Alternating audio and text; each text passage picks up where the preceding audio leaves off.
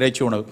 இதில் இது நல்லது கெட்டது, இறைச்சி மிக கெடுது, வெஜிடேரியன் நல்லது அப்படியெல்லாம் முழுக்க முழுக்க சமூகம் திணித்த ஒரு விஷயம் தானே ஒழிய அறிவியல் திணித்த விஷயம் கிடையாது.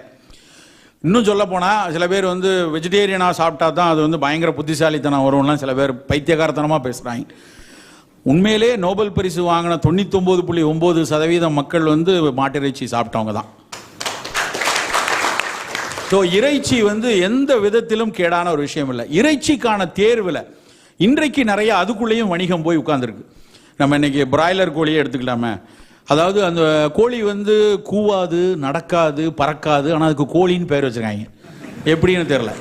அப்படியே 65-70 நாள் ஒரு பிராய்லருக்குள்ளே வச்சு அடைச்சி அதனுடைய சதைப்பகுதி வீங்க வேண்டும் என்பதற்காக அதுக்கு செலுத்தப்படக்கூடிய ஊட்டச்சத்துக்கள் ஏராளம்.